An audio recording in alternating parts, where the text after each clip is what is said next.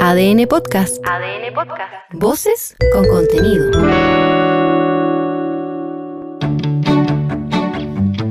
Somos iguales, somos diferentes. Somos 19 millones de temas por conversar. Somos País ADN, con Aldo Schiapacase y Piedad Vergara. Como lo hemos hecho en los últimos días, un saludo cariñoso y grande a todas aquellas comunas y regiones que están sufriendo los estragos de estos frentes que siguen llegando y que han motivado que mucha gente esté sin luz, mucha gente esté sufriendo los rigores de las inundaciones, mucha gente que esté pasándolo mal o en albergues o refugios deba estar pegado al medio de comunicación que sigue cubriendo la mayor parte del territorio. Nos enorgullecemos de ser como ADN una radio de carácter nacional y que está precisamente en todas las zonas que en estos momentos están sufriendo con los rigores de la naturaleza. Saludamos de inmediato a Leslie Sánchez, que es doctor en Estado de Derecho y Gobernanza Global de la Universidad de Salamanca, España. ¿Cómo estás, Leslie? Bienvenida. Gracias, muy bien. Y Agustín Iglesias, que es alcalde de Independencia. ¿Cómo estás, Agustín? Muy bien, gusto estar de vuelta varias semanas afuera.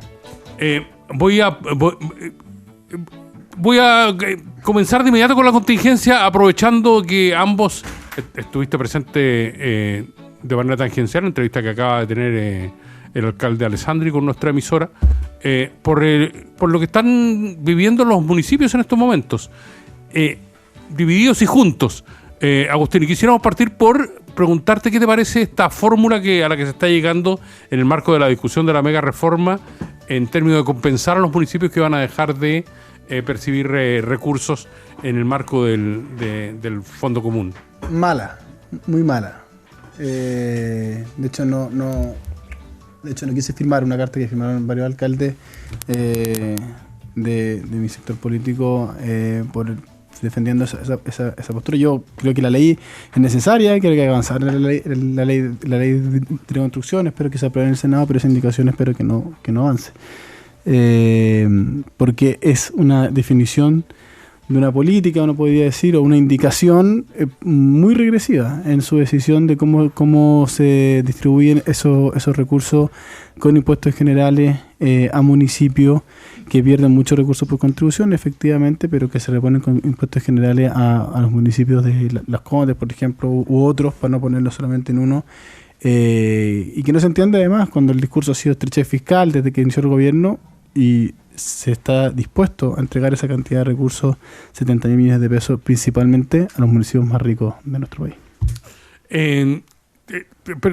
Al margen del mecanismo, al margen de la búsqueda de esta compensación, ¿te parece malo el mecanismo? ¿Te parece malo el fondo del tema? ¿Te gustaría que fuera regresivo en torno a que no se siguiera discutiendo el tema de las contribuciones, o no? No, o sea, si uno vuelve atrás, yo creo que lo conversamos en su momento acá, a mí la idea de eliminar las contribuciones así a rajatabla a todo el mundo ya me parece mala.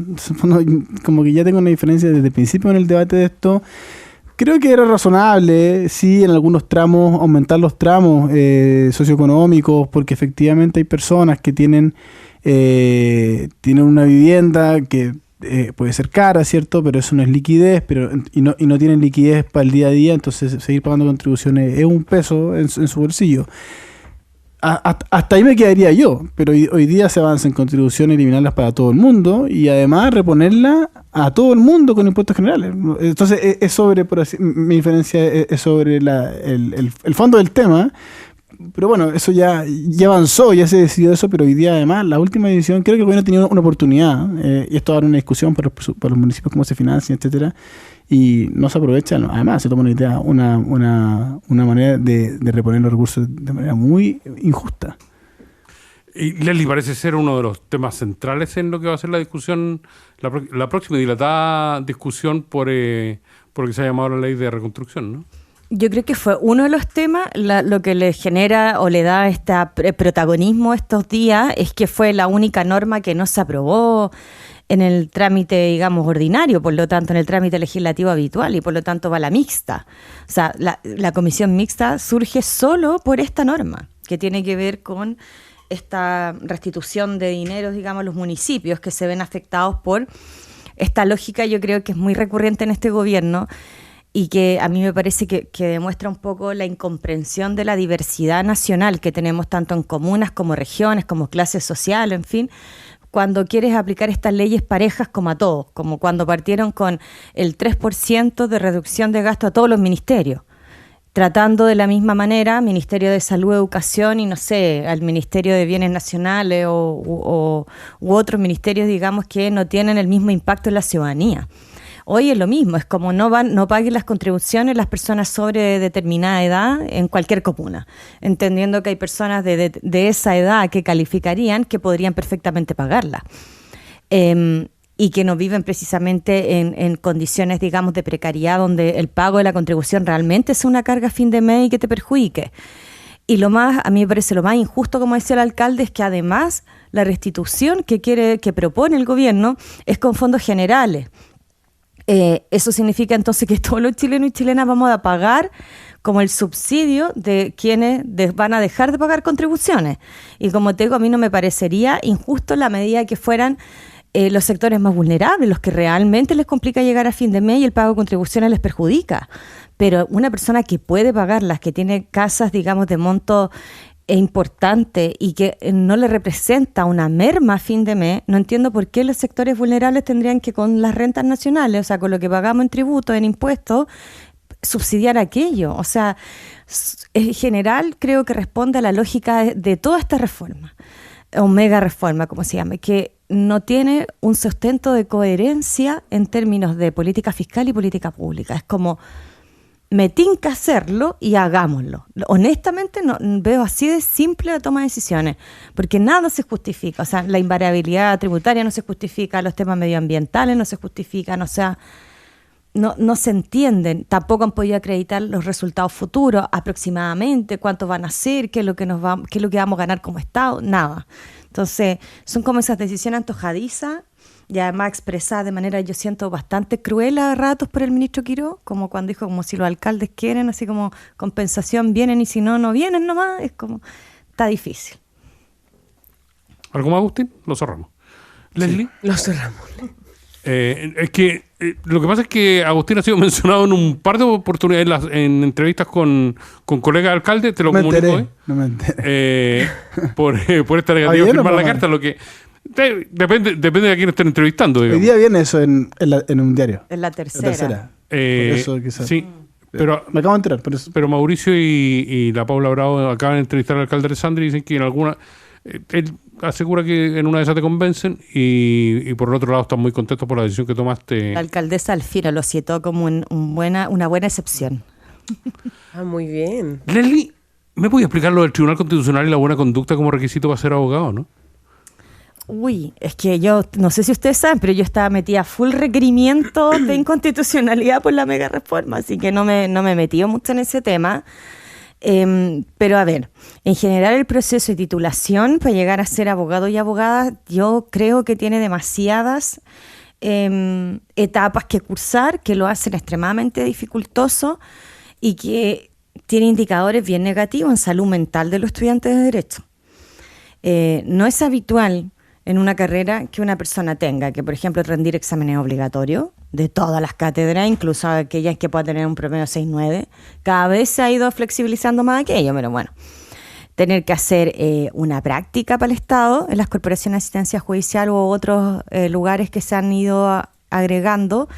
El examen de grado, una memoria, en fin, un montón de cosas para luego, cuando tú terminas todo este proceso académico y logras ser licenciado en ciencias jurídicas, tienes que ir a la Corte a abrir un expediente, a la Corte Suprema. Y ahí te piden cosas muy ridículas, como, creo yo que es bien ridículo, como por la época en la que estamos, como la buena conducta. ¿Y quién la acredita? 2 testigos. Y tú llevas 2 testigos. ¿Y quiénes pueden ser esos 2 testigos? O sea, evidentemente tiene que ser no tus parientes, pero en realidad puedes llevar a tus 2 mejores amigos. O sea, no tiene la finalidad que se buscaba antiguamente, creo yo, que fuera gente honorable y que no estuviera involucrado sobre todo en temas delictuales o penales. Hoy día se podría alcanzar por otras vías. Claramente acreditar buena conducta con 2 testigos no lo es, creo yo. No es un medio fidedigno de acreditar nada. Lo que entendíamos antiguamente por ser gente honorable, digamos. O gente decente, que es una palabra que a mí me gusta tanto también. O gente, que también esa frase es muy de cierto sentido. Es muy chilena, ser gente. Es gente, como que hubiera Ser gente. un grupo, no gente, No pero no gente. Bueno. El ser gente. Tenemos otro tema que es bien A propósito de eso. A propósito de ser gente, o no, dices tú. Sí, a propósito de ser gente, este gobierno ha tenido episodios bien polémicos en realidad con respecto a los nombramientos de sus autoridades. Y lo hemos visto en los casos de Ceremi, bueno, no del gobierno, pero también de algunos asesores legislativos hace algunos días. Y también lo que pasó con el subsecretario, con este test que dio positivo, pero que dicen que si la contramuestra da negativo podría volver a su cargo. ¿Están eligiendo mal, Agustín Iglesias, los nombres para los cargos? ¿Está faltando algún tipo de filtro? ¿Son personas que no están preparadas y que por eso después tienen que salir? ¿Es un problema para el Ejecutivo? O sea, sí, sin duda que es un problema. Todavía en la mañana también lo de Ceremi, de Magallanes. Es difícil, creo yo. El tema de los Ceremi es como ya el top. Son 35, creo. Yo creo que, y no puedo justificar nada, pero yo creo que no es fácil para nada. Cuando uno llega a un gobierno tienes que elegir demasiados cargos, en los cuales, por supuesto, que la velocidad de elección, uno me imagino, yo como alcalde no es el caso, no hay que nombrar tantos cargos entrando. Son pero 5. pensando que este gobierno además tuvo una oficina de presidente electo por un buen tiempo donde uno pensaba que estaban en esto. O sea, sin duda que es un error, se han equivocado, eso no hay ninguna justificación, ningún comentario al respecto que decir, y obviamente hay que mejorar en la búsqueda, y creo que es uno de los problemas que tiene el Partido Republicano, ¿cierto? Que en el fondo su novedad, por así decirlo, y evidentemente los liderazgos que tiene son poquitos a nivel nacional, le hizo difícil encontrar rápidamente liderazgos más locales para la seremía, etcétera, u otros cargos. A mí lo que sí me parece bien es que al menos se reconozca y se reemplacen rápido. Creo que eso no es obvio tampoco en política. Hay situaciones a veces que, bueno, se persiste en la situación. Lo de el subsecretario es complejo, es súper complejo, y él dice que, bueno, que lo va a aclarar. Eso es parte de la historia. Ayer veía que incluso si lo aclaraba podía volver a su cargo. Pero sí, ha sido un problema. Yo creo que no hay nada que matizar al respecto. Ha sido un problema. Me imagino que no es simple, de verdad creo que no es sencillo.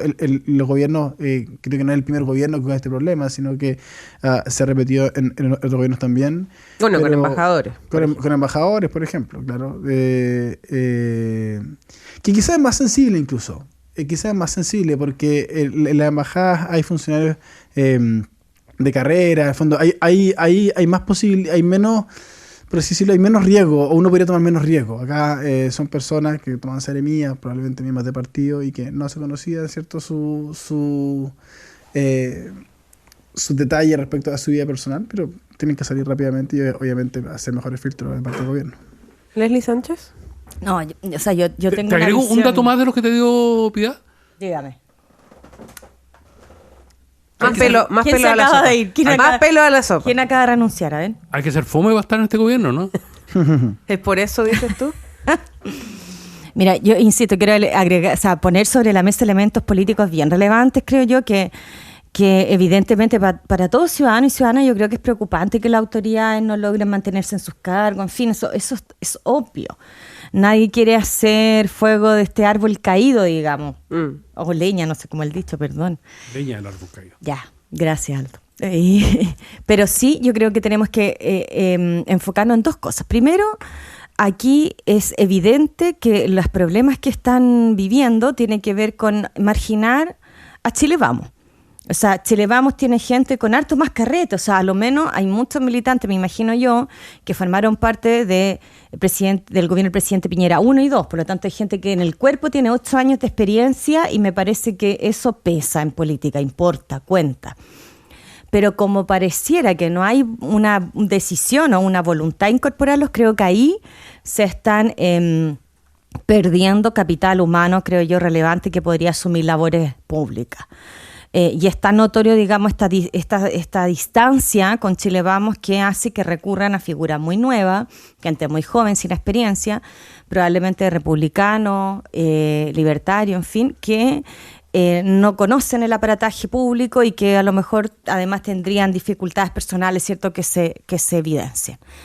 Eso. Lo segundo es que, ¿cuál es el tema? O sea, es lamentable, pero la expectativa y la promesa que se hizo en campaña por quienes hoy día gobiernan era que esto no iba a ocurrir. Recordemos que el gobierno de los practicantes Mauteur fue el anterior, fue el del presidente Boric. Y una gran crítica que se hizo durante los 4 años fue precisamente a esa como novatez, ¿cierto? A los neófitos en política y que se equivocaban.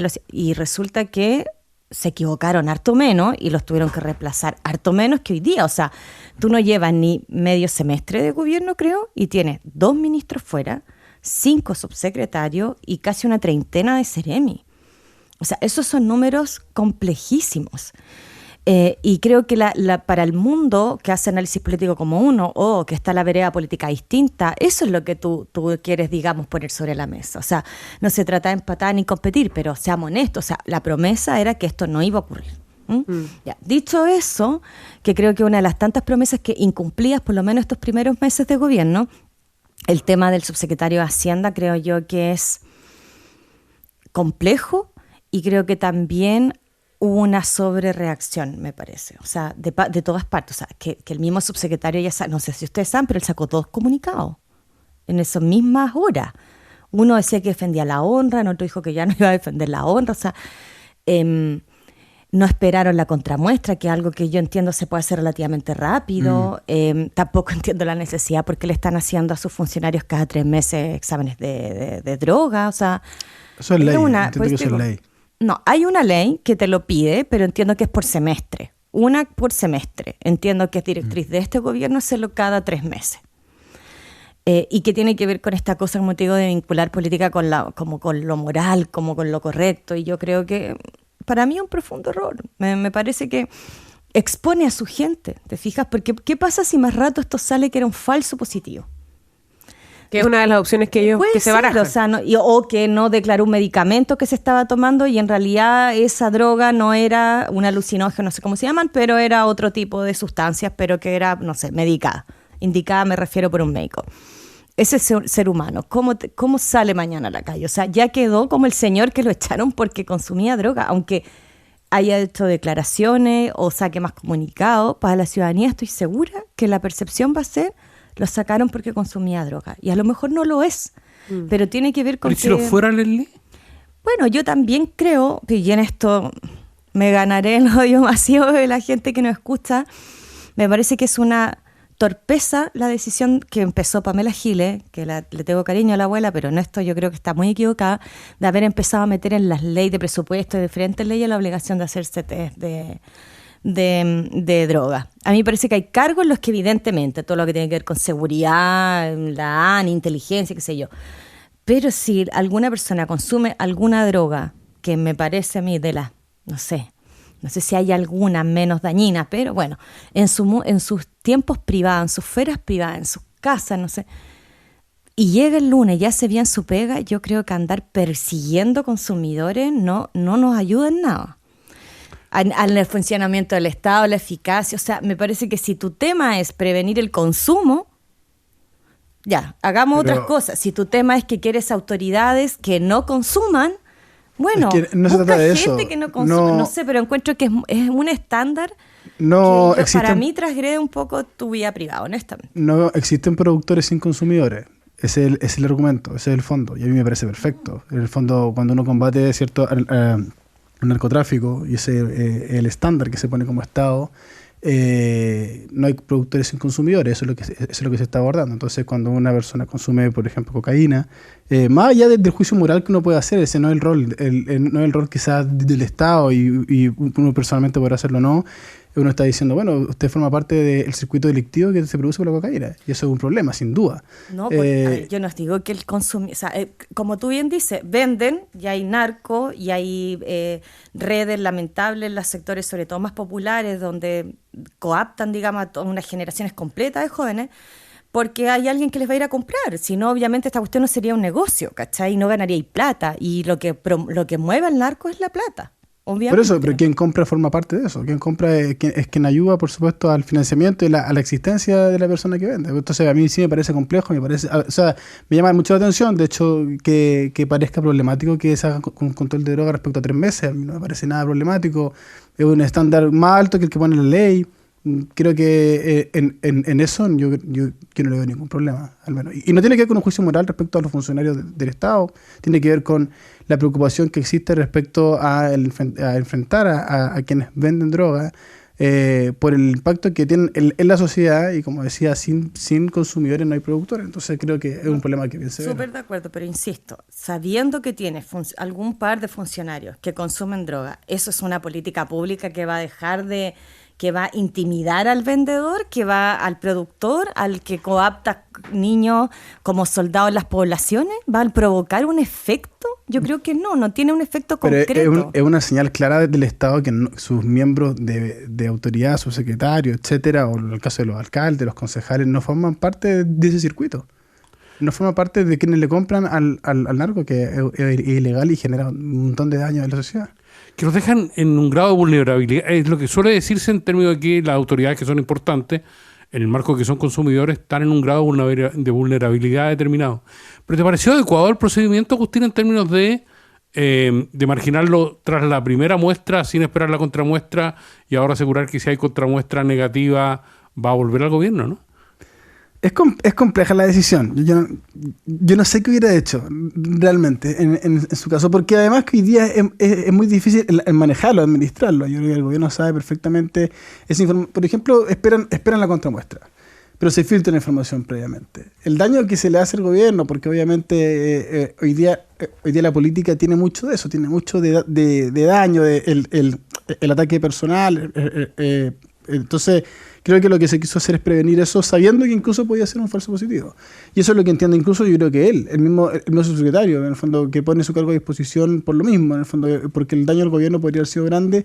Entonces, hoy día cuando se dice, bueno, si es que hay un falso negativo en la contramuestra que podría volver, parece razonable, pero es difícil. Yo creo que una decisión súper compleja, y al final lo que se hace es que se pone al gobierno por sobre el cargo, y eso a mí sí me parece bien. Creo que cuando uno está en un cargo como esto, que es un cargo de confianza, el proyecto político está por sobre uno.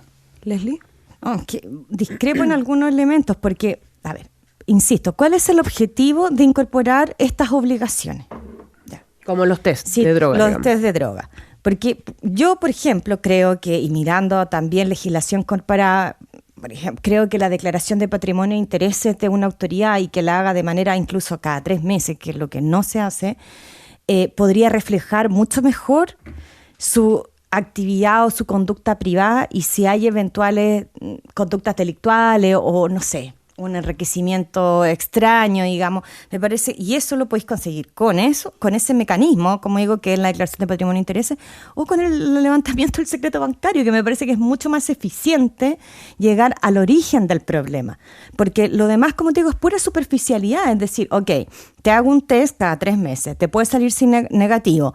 Lamentablemente en este país se hace como una quemada en la plaza pública de ese ciudadano, se termina, lo sacan obviamente del cargo, se tiene que ir, ¿cierto? Yo creo que queda con un estigma, independiente del resultado de la contramuestra, siempre va a tener ese estigma. Uh-huh. Y es una persona que tiene que seguir viviendo, trabajando, tiene familia, o sea, y no conseguiste nada, insisto. Quizás verlo más en privado antes de... No, mira, sí, no, insisto, no sé cuál es, por eso te digo, porque la norma en sí, en mi opinión, no tiene ninguna utilidad. Si tú creas una norma, una regla, una obligación, tienes que a lo menos, creo yo, tratar de justificar el objetivo que hay detrás y cómo eso va a impactar, cuál va a ser el impacto que va a tener, qué es lo que ganamos como sociedad teniendo. Pero, ¿qué ganamos como sociedad sabiendo que el señor a lo mejor quizás consumió? No ganamos nada y no evitamos nada tampoco. Pero si viéramos, digamos, la ruta de ese dinero, la ruta de su comportamiento, es otra cosa. Pero el saberlo por saberlo, el exponerlo públicamente, sacarlo de su trabajo, me parece que es simplemente una cuestión efectista y comunicacional, pero que en términos, insisto, de combatir la delincuencia y por ende la droga, o sea, el tipo de delincuencia asociada a las drogas, cero. Pero que volviendo al tema de la fragilidad que te entrega ser consumidor en un cargo importante, se dice que este dardo contra el Ministerio de Hacienda específicamente va de alguna manera dirigida a un ministro que ha mostrado poca... O sea, que a la larga, si se sabe que el subsecretario estaba en esa condición, era un flanco muy, muy débil para Quirós, para ponértelo en esos términos. A ver, entre que se filtrara y asumiera el gobierno la situación y tomar estas medidas, me parece que en términos políticos es lo más correcto, obviamente. O sea, siempre es peor que se filtre la información y tener que salir a responder sobre una situación complicada. Pero, por lo tanto, visto los antecedentes, me imagino yo, y tomar medidas inmediatas, creo que es control de una crisis básica, me imagino yo, en términos comunicacionales. Y que efectivamente afecta al ministerio protagonista de este momento. Pues si seamos honestos también, en el Congreso y en la agenda pública en general no hay más temas que no la mega reforma. O sea, otros temas propios del gobierno, impulsados por el gobierno, que se están debatiendo a nivel nacional, yo no veo más que este. Entonces, por cierto, había que cuidar al ministro y al ministerio para sacar lo que ellos quieren que esta reforma. Así que se entiende, pero no por eso creo yo que se justifica. Hacemos con Leslie Sánchez y Agustín Iglesias esta mañana, País ADN. Agustín, te tengo que preguntar en breve, ¿cómo te ha ido con la emergencia? Bien, o sea, los primeros días... La verdad es que Independencia lo aguanta bien, salvo algunos puntos muy chicos, pero lo aguanta bien. Nada que ver con otras comunidades de Santiago. Está hecha la antigua, ¿no? Está hecha la antigua. Y lo antiguo a veces es bueno. Sí. Es que me interesa. No me refiero a Aldo, porque te apunta. Sí. No me refiero porque me interesa el tema, porque hay un tema de infraestructura con que se construyó el centro cívico, sí. La Chimba, Santiago lo mismo, Santiago tampoco se ha afectado. Claro, es que las comunas, hay barrios que se construyeron sin los colectores indicados, pero eso es después, ¿cierto? En el fondo, algunas tomas que fueron armando ciudad, Cambio de Independencia, Santiago, el centro de Santiago fue construido con alcantarillados grandes, macizos, y eso hace que las comunas como las nuestras no tengan grandes problemas. Y con cierta planificación urbana que se mantiene, ¿no? Así es. Está bien. Reiteramos nuestro saludo porque el pronóstico dice que va a llover y va a llover con intensidad en el sur del país. Sí. También aquí en algunos días de esta semana en la región metropolitana. Vamos a hacer una pausa, pero antes contarles que Claro y Netflix se unieron para darle la mejor entretención. Ahora que Netflix está incluido en los planes de Claro, ahorra y disfruta grandes contenidos pagando en una sola boleta. Disfruta con Claro y el respaldo de su red de fibra de Arica a Punta Arenas. Claro por ti, cada día mejor. ¿Sabes que existe una forma segura y rápida de entregar los medicamentos en centros de salud? Y Locker Medical de Maletec hace esto posible, ideal para centros de salud y farmacias que buscan eficiencia y seguridad. Conoce más de este servicio en maletec.cl. Y en invierno hay dos tipos de personas, las que ponen una frazada más y las que aprovechan las ofertas del carnicero para cocinar. Encuentra a los maestros de la región metropolitana, Antofagasta, Valparaíso, Higgins y el Maule. El Carnicero, maestros en carne. Y un consejo para los empresarios: bienvenidos a una nueva era de empresas más ágiles, más rápidas y más inteligentes. Las empresas agénticas. Con De Fontana integras inteligencia artificial que automatiza, anticipa y mejora tus decisiones. Evoluciona con De Fontana, el único ERP agéntico de Latinoamérica. Estamos de vuelta en País ADN con Leslie Sánchez, Agustín Iglesias, para conversar sobre otros temas ligados también un poco a la mega reforma, pero con estos dimes y diretes que vimos el fin de semana entre el gobierno, el oficialismo y también la oposición, de acusar mutuamente una falta de liderazgo en una discusión que ha sido entrampada, que ha sido difícil, y donde también se busca obviamente que ambos sectores tengan liderazgos claros de cara a ser gobierno y de cara a eventualmente futuras elecciones. Leslie, es como un apuntarse constantemente, como no, tú no tienes líder, no, tú tampoco tienes líder, no, ustedes están desordenados, no, ustedes también están desordenados, y eso se da en un contexto legislativo de una discusión importante. O sea, volvemos a separar aguas. Yo creo que en primer lugar eso es una realidad, ¿eh? No hay liderazgo en ninguna parte. Me parece que es un momento en términos políticos súper complicado. O sea, hay un gobierno que está dando cuerpo a una coalición. O sea, está intentando armar una coalición de gobierno, porque sabemos que su corazón, digamos, es solamente el Partido Republicano, trata de tender puentes con libertarios, trata de tender puentes con el PDG, se supone que está gobernando con Chile Vamos, pero no lo vemos mucho. Entonces, por supuesto que es difícil. Además, agregamos, ¿cierto?, que las figuras ministeriales son potentes. O sea, yo creo que hay una disputa ahí entre el liderazgo que tiene el ministro Quirós con el que tiene el ministro Alvarado. Me parece que ahí hay algo. Entonces, probablemente los congresistas en Valparaíso lo perciben al momento de quién te llama, quién te cita a reunión. Claro. Uno percibe así, digamos, cuando trabaja en el Congreso, como quién está llevando la negociación. Y entonces, si te están llamando de 2 lugares distintos, te están invitando a reuniones como distintas, entonces tú dices, a ver, ¿quién la lleva aquí en el fondo? Y de la vereda, digamos, nuestra, del progresismo, evidente. O sea, también fuimos derrotados con porcentajes que nos golpearon.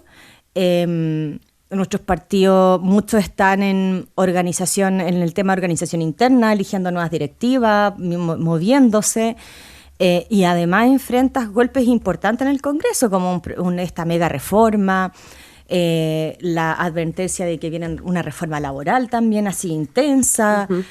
Presentan proyectos como el tema de escucha sus latidos, o sea, también nos llenan la agenda de varios temas que para el progresismo son todos complicados y sensibles, en medio de, como te digo, elecciones internas y en medio de una reorganización de la izquierda, si en eso están, o sea, la izquierda están, como te digo, reorganizando primero sus fuerzas internas y además tratando de dar un diálogo ideológico y doctrinal de hacia dónde van, qué quieren proponer, en fin. Entonces, yo creo que efectivamente se da, como te digo, que hay una falta, yo creo, de liderazgo claro de ambas partes.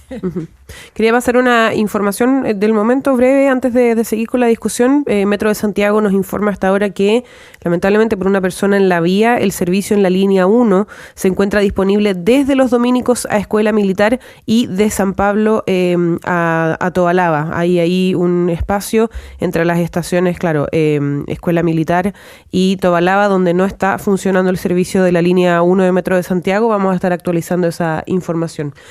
Agustín, tus impresiones con respecto a lo que mencionaba recién Leslie, con respecto a esto de reorganizarse, tener un liderazgo, una unión, sobre todo con esta discusión que se ha visto súper entrampada con dimes y diretes.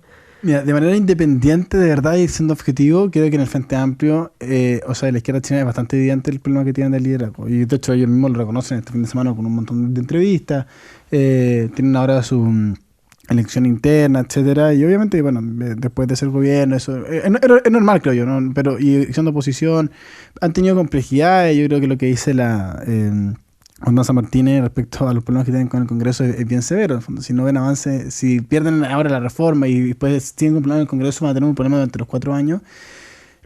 Creo que en el oficialismo no es tal el problema de liderazgo. De hecho, en esta pasada ha sido bastante disciplinada, por así decirlo, el sector con la mega reforma. Yo creo que lo que hizo ayer el ministro Alvarado es salir un poquito a regular sus palabras que estuvieron de más en la mañana. Creo que se dio un gustito personal y el fondo en el contexto actual donde hay que negociar una mega reforma no sirve de mucho salir con esa frase. Entonces tuvo que corregir un poco en la tarde lo que tuvo que decir, diciendo que, bueno, la responsabilidad es nuestra, ¿cierto? Y que es cierto en todo caso. La responsabilidad de que el proyecto salga adelante hoy día es del oficialismo y no de la oposición.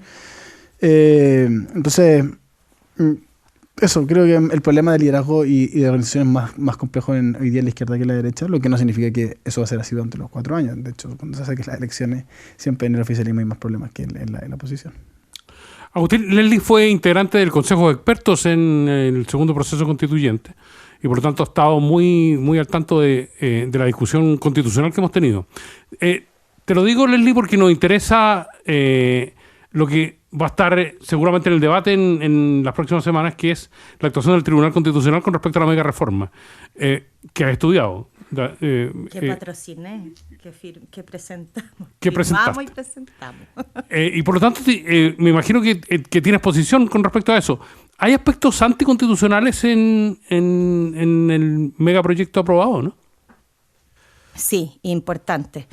Pero sabes que antes de eso también quiero hacer presente un tema, porque me ha pasado en varios lugares que nos han tratado de contactar o entrevistar a quienes somos los que patrocinamos estos requerimientos, que son 3, como que nos interpelan, con justa razón, creo yo, el tema de por qué ustedes van al Tribunal Constitucional si han sido un sector que, en términos ideológicos, ha planteado grandes problemas con el mismo Tribunal Constitucional. Entonces, pareciera que ahora, como que le está yendo bien, lo usan, pero cuando les va mal, lo odian y lo critican. Y yo creo que ahí es importante, aprovechando que uno tiene estas oportunidades comunicacionales, de señalar que en general, nuestros debates en términos al Tribunal Constitucional no van por el hecho de la existencia de un control de constitucionalidad. O sea, el progresismo siempre ha entendido la necesidad de que haya un espacio en el que se realice el necesario control de constitucionalidad en democracia. Otra cosa es qué órgano lo hace y cómo lo hace. Y este tribunal, que se reforma el 2005, ¿cierto? Y adquiere la fisionomía que tiene hoy, tiene debilidades, como por ejemplo su integración, en el sentido de que un tribunal par, o sea, son 10 integrantes. En los tribunales por naturaleza son impares, precisamente para que no exista un empate.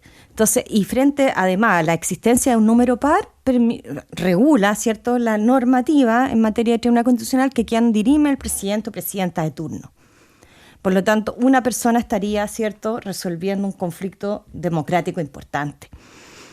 Respecto a esas cosas, nosotros hemos planteado siempre cuestionamientos respecto al control preventivo, en fin, tecnicismos, pero no nuestro debate, como digo, no ha ido contra el control de constitucionalidad. Uh-huh. Entonces, además entendiendo, como tú dices, que tenemos a lo menos 3, que yo siempre he dicho 3 procesos constitucionales fracasados derechamente, para todos quienes estamos en el sistema nacional, ¿cierto?, jurídico y político, sabemos que esta es la herramienta que tenemos. Y la vamos a usar porque está regulada constitucionalmente y es decisión, ¿cierto?, política y jurídica utilizarla. Entonces, por eso recurrimos al tribunal, ¿eh? Porque en el fondo son las reglas del juego que hay y las tenemos que usar. Además, entendiendo que el Congreso Nacional, por distintas razones, incluso de muy buena fe, puede aprobar normas que tengan contradicciones constitucionales. Y de hecho, para eso están estos guardianes, que son los tribunales constitucionales. Ya, dicho todo lo anterior y perdiendo disculpas por la lata, nosotros en este proyecto de ley vemos a lo menos 2 vicios importantes. El primero, en materia medioambiental, porque es una figura muy, ¿cómo podría decir yo?, híbrida o inexplicable. ¿Qué es eso de restituirle los fondos a un inversionista, un empresario, una corporación cuya resolución de calificación ambiental entregada originalmente luego es anulada por un tribunal especializado que son los tribunales medioambientales? Entonces, si tú me dices vamos a restituir fondos, que fue el concepto que ocupó el ministro durante las primeras semanas del debate, luego lo cambió a indemnización. ¿Qué es esto en términos de naturaleza jurídica? ¿Es una indemnización o es un seguro a todo evento? Porque convengamos que el que te anulen una RCA, una resolución de calificación ambiental, por un tribunal puede ser incluso responsabilidad del empresario. No necesariamente es por culpa del Estado o por omisión del Estado, lo que nosotros conocemos como falta de servicio. Puede ser porque el solicitante de esa RCA, que es un particular, ¿cierto?, un privado, comete alguna infracción y por ende el tribunal llega a la convicción de que se le anula. Entonces, por tu propia culpa, dolo, responsabilidad, tú vas a decir, ok, me la anularon, mire Estado de Chile, ustedes me anulan esto, devuélvame la platita que yo he gastado hasta el momento. ¿Por qué habría que devolverle el dinero a un inversionista, como digo, cuyo procedimiento falla por su propia responsabilidad? ¿Por qué todos los chilenos y chilenas tendríamos que pagar por ello? Yo creo que eso, además, no se justifica con el objetivo que dice el proyecto, que es fomentar la inversión y estimular que la economía crezca. O sea, no vemos además conexión entre la idea matriz del proyecto con esta norma. Y por último, si usted me dice ya, dejemos lo que es una indemnización, pero tratémosla como toda indemnización que paga el Estado. Y el Estado, cuando le paga, no sé, a una persona que le hicieron una cirugía mal hecha, que se fracturó porque las calles estaban malas, en fin, hay un juicio de por medio. Hay pruebas, se acredita el perjuicio, el daño y se paga. Porque es plata de todos los chilenos, insisto. Uh-huh. Pero acá ni siquiera va a aplicar ese procedimiento. Es un arbitraje, que es lo más cercano a una mediación, ¿cierto? Que se va a hacer por personas profesionales designadas, o sea, ni siquiera por jueces de la República. Participa el Ministerio de Hacienda, tampoco indican qué autoridad el Ministerio de Hacienda va a ir y si tiene las facultades para llegar a acuerdo con una empresa para restituir fondos. No hay debido proceso porque se saltan un montón de etapas de un juicio normal y en el fondo el empresario va y solo acredita como la cuantía de lo que pagué, la cuantía de lo que gasté en el fondo y me lo tienen que devolver. Punto final. O sea, si eso no es un vicio de constitucionalidad, no sé entonces qué sería, digamos. ¿Los otros dos son? invariabilidad tributaria, que yo creo que sí es una tierra bien desconocida en términos de análisis de constitucionalidad, porque, a ver, lo que acá también ocurre es que le dicen a un grupo de inversionistas de determinados, cuyas inversiones son de un determinado monto hacia arriba, decir, mire, si usted invierte en Chile y hace estos proyectos tan costosos, nosotros le vamos a mantener un régimen tributario, o sea, no lo vamos a tocar durante 25 años, ¿ya? Así usted tiene seguro invertir. Pero resulta que acá, primeras preguntas, ¿Chile ha tenido invariabilidad? Que también me lo han preguntado, sí, pero la ha tenido súper sectoriales para la minería. Y las generó el año 74 en dictadura para atraer inversionistas cuando Chile era una economía extremadamente cerrada. Hoy tiene una economía abierta, donde el que tiene un interés por invertir en Chile lo va a hacer igual, no necesita necesariamente una invariabilidad tributaria. Como el contexto económico, ¿cierto? El segundo es que además aplica para nacionales y extranjeros. O sea, si usted me dice que quiere traer inversión, por último, trae inversión de afuera, pero ¿por qué el chileno, que siempre ha estado acá, que conoce el mercado, habría que también darle un trato privilegiado para que invierta en su propio país, que me imagino yo debería ser un interés natural? Bueno, y además, como te digo, tú tienes esta norma que va a generar lo siguiente, porque también te dicen, oye, pero es que una ley y puede ser cambiada por otra ley, entonces, ¿cuál es la perpetuidad, digamos, la norma? Ya, ok, efectivamente en 4 años más, o no sé, en 8 años más podría ser modificada, pero resulta que tú vas a firmar una serie de contratos en los que eso va a quedar como una cláusula.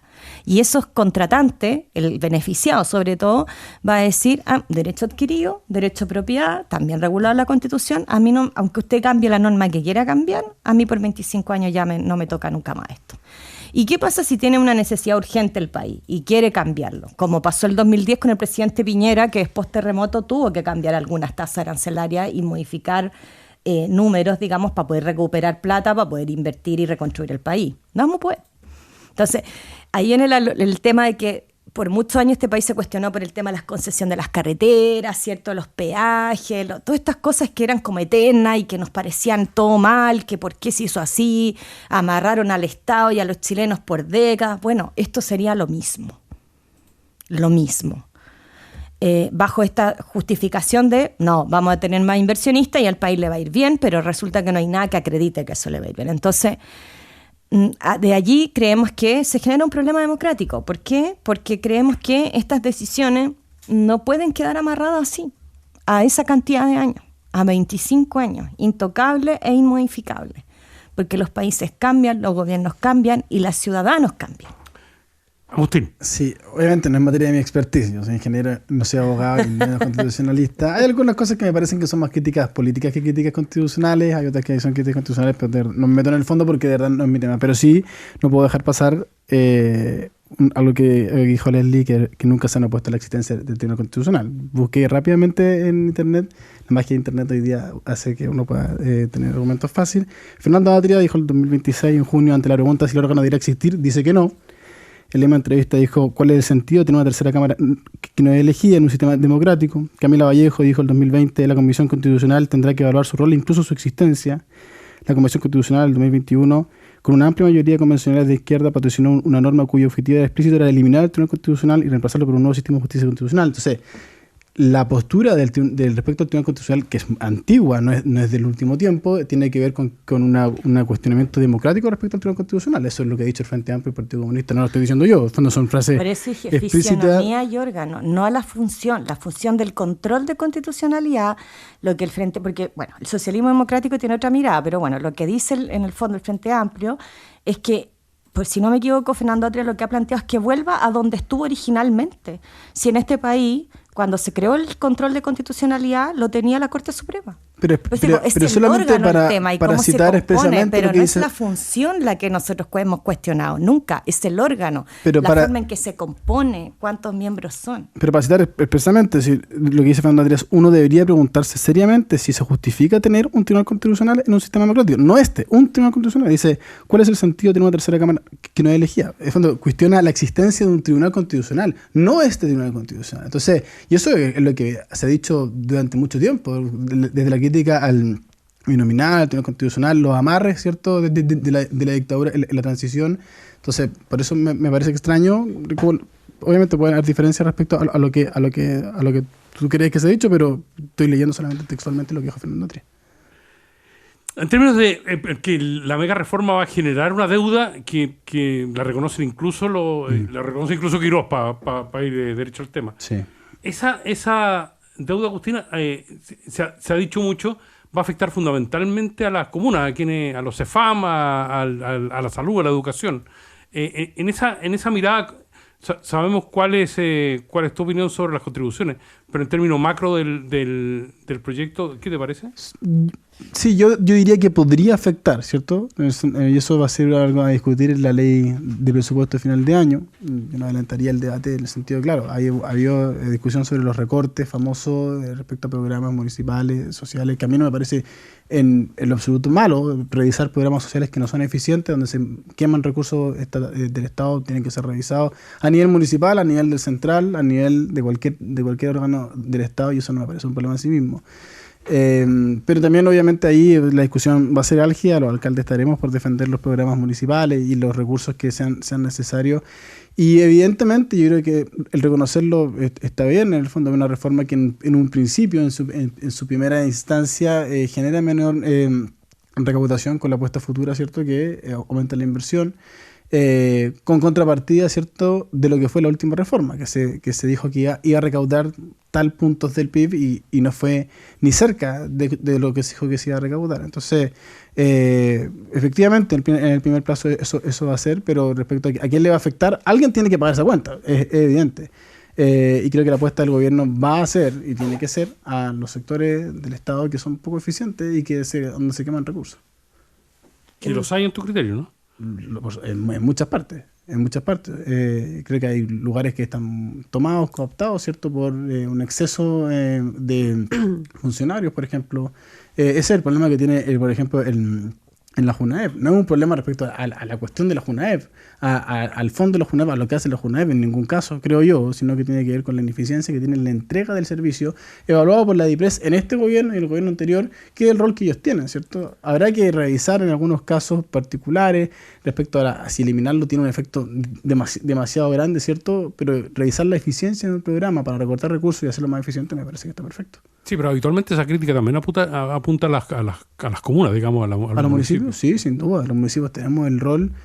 Yo puedo mencionar un ejemplo. El municipio en el cual soy alcalde tenía y tiene, de hecho, todavía una deuda por cobrar gigante. 6.000 millones de pesos que no se cobraron en patentes comerciales. Y que nosotros en esta gestión estamos haciendo todo lo posible por cobrarlas todas. Porque no se hizo la gestión, por olvido o por pereza o por poca eficiencia, y eso obviamente que, de hecho, en la discusión sobre las contribuciones, que ha abierto una discusión sobre el financiamiento municipal, por supuesto que también tiene que haber una discusión sobre cómo se financian los municipios que son más eficientes que otros. Yo creo que el Fondo Común Municipal, que básicamente es sacar recursos de una comuna para entregársela a otra, debiera estar amarrada a ciertas cosas, a rendiciones de ciertos programas, o también a ciertos resultados. Hay que premiar a quienes hacen bien la pega en permisos de edificación, en cobranza, en aumento de recursos, en aumento de permisos de circulación, etcétera. Porque efectivamente hay municipios, y creo que todos, y me incluyo, somos parte de cosas que podemos hacer mejor.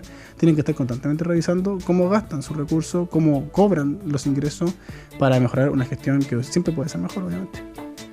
Agustín Iglesias, Leslie Sánchez, el día de hoy en nuestro panel de País ADN. Muchísimas gracias por haber estado con nosotros hoy día, ambos. Muchas gracias. Esto fue País ADN, con Aldos Quiapacase y Piedad Vergara. Conversación, actualidad y los temas de hoy. ADN, la voz de todos para todo Chile.